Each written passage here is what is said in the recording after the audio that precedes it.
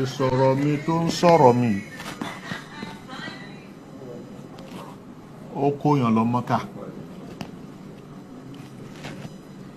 ó wá ń sọ ń bẹ̀ pé kò tó gbogbo ra tẹ rí bí ibi tá Nẹ́bí àti Abubakar wọ̀ ni so ẹ má tẹ̀lé Abibu tó ń sọ̀sọ́kúsọ ọ̀rọ̀ mímọ̀ lélẹ̀ ọ̀rọ̀ ókè mọ́ a fẹ́ béèrè mímọ̀ ni ọ̀rọ̀ Al-Qur'ani ló ń sọ mú bí tọ́lọ́run ti dárúkọ Abubakar wá tó dárúkọ Umar tó dárúkọ Ànábì papọ̀ wípé àwọn méjèèjì ni wọ́n wà nù kòtò yẹn tó yẹ pé nasu Al-Qur'an tó yẹ pé nasu Al-Qur'an mú wá fún mi mo challenge ni tó bá yẹ pọ́rọ̀ mímọ̀ ọ̀rọ̀ Al-Qur'ani ni tèmi dẹ̀ sọ pé Abubakar kọ́ ló wà ń bẹ̀ èèyàn méjì ló ń lọ Medina Ànábì ò mọ̀nà dé Medina wọ́n lọ bá wá ẹni tó mọ̀nà kèfèrí dẹ̀ ni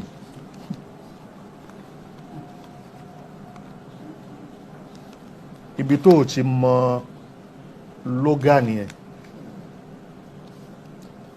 tán bá lo sọ́híbù kò ń ṣe sàábé nìkan ló ń jẹ́ sọ́híbù bẹ́ẹ̀ni farabalẹ̀ kó kíw màmá kí ló ti mọ̀ tí wọ́n wí pé ìmọ̀ ni mo mọ̀ ni ó mọ̀ kọ́dà ẹni téèyàn ò rírí téèyàn rí for the first time ọ̀rẹ́ wa nínú èdè Yorùbá gan ọ̀rẹ́ wa Ànábì Yusuf àwọn tán jìjọ tí wọ́n mẹ́wọ̀n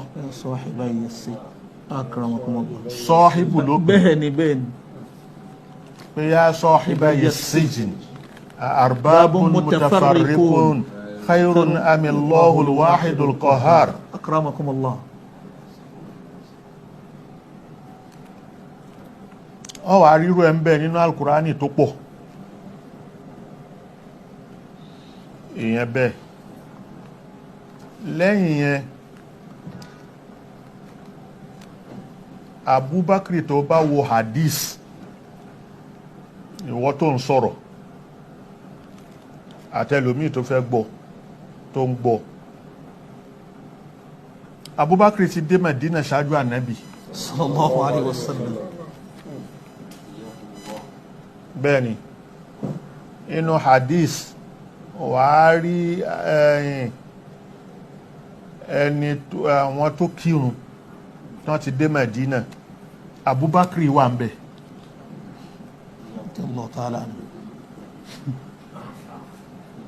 wíwà ń bẹ̀ Abubakar ṣóhun ló máa wà nù gáàrù Hira pẹ̀lú Ànábì òun náà ló tún wà Medina tí ó ń kírun pẹ̀lú wọn ọ̀rọ̀ irọ́ ta ni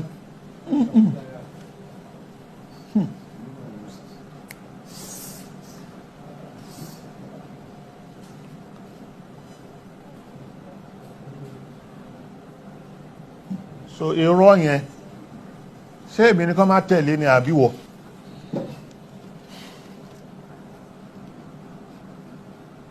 kí n lójú ẹ tó kí n lo mọ̀ àrífín ó pọ̀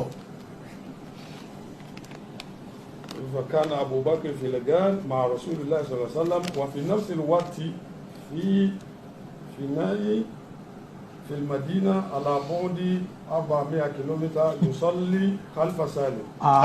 ṣé mi mú kọ yẹn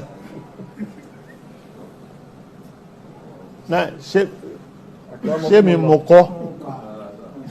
كيف كان أبو بكر في الغار؟ báwo la Abubakar ṣe fẹ́ wà nù gàr pẹ̀lú Ànábì lásìkò kan náà mani olùkòlúwí wàlìjámà ma'an. وفي نفس الوقت في قباء في المدينة. ó sì wà ń Kùbá. على بعد 400 كيلومتر يصلي خلف سالم. خلف سالم àbí. حياكم الله. bàbá wa Abubakar ọmọ ìpìlẹ̀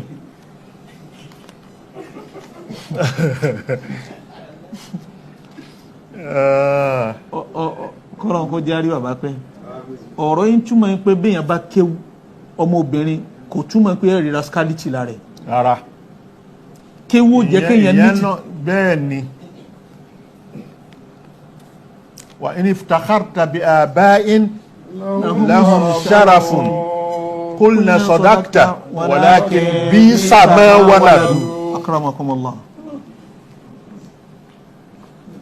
tó bá ń ṣe fáàrí pẹ̀lú wípé bàbá kan ló bí mi ọmọ ìpìlẹ̀ ni mí ọmọ ìpìlẹ̀ ni mí. olena sadaqta walakin bisa ma waladu. a rí i pé bẹ́ẹ̀ ni àmọ́ bàbá náà àmọ́ àwọn míì tó bí àmọ́ wọ tó ń fi bàbá náà ṣe fáàrí bí sàmà wàlàdù sí ọ̀rẹ́ tó sáré pé irú ẹ̀ náà bí.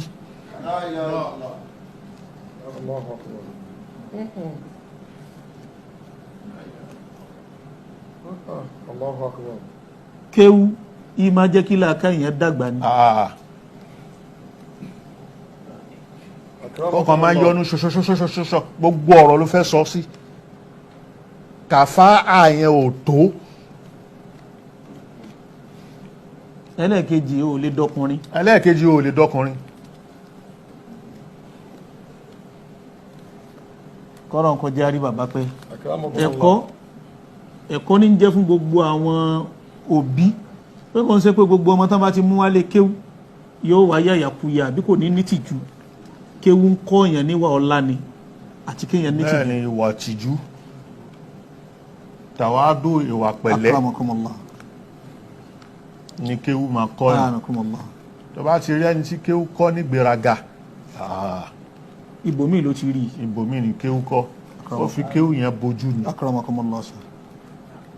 naam وصل أبو بكر الصديق إلى المدينة المنورة قبل النبي محمد صلى الله عليه وسلم. أبو بكر دé Madina ṣáájú Ànábì. بعد أن أذن الله للمسلمين بالهجرة. lẹ́yìn ìgbà t'Ọlọ́run ti wí pé kí mùsùlùmí ṣe hijira. من مكة إلى المدينة. láti Mẹ́kà lọ Madina. بدأ الصحابة بالخروج أفرادا. àwọn sàábé ti ń jáde ní kọ̀ọ̀kan. أو مجموعات صغيرة. àbí majmu'at kan lọ ní kan pọ̀. ní ikọ̀ kéékèèké. Wakana Abubakar min awaili man wasalu ila al-Madina. Abubakar jẹ́ àkọ́kọ́ àwọn tó kọ́kọ́ wọ Madina. Ànábì ò tí dé Madina. Sallallahu alaihi wasallam. Ẹlẹ́ẹ̀kejì mo tún fẹ́ fi kún. Ìgbà tí Ànábì wọ Madina pẹ̀lú ràkúnmí ni. Níbo náà gbé ràkúnmí wọn sí pẹ̀lú kòtò. Ṣé ràkúnmí yẹn wà tòsí kòtò? Àwọn wá wọnú kòtò. Allahu Akbar. Common sense. Kana Abubakar Siddiq min awaili sahabati. Àbí ràkúnmí jábọ́ láti sánmà. Haisu sabaqati hijratuhu hijratan nabi sallallahu alaihi wasallam. Hijira Abubakar ti ṣáájú kanabi tó dé. Sallallahu alaihi wasallam. Baki Abubakar fil madinati muntaziran wusul an-nabi Muhammad sallallahu alaihi wasallam. Abubakar ti wà Madina tó ń retí pé ànábì fẹ́ dé, ànábì fẹ́ dé. Haisu kana yuqattitan lil hijrati sawiya. Torí wọ́n plan yẹn ni.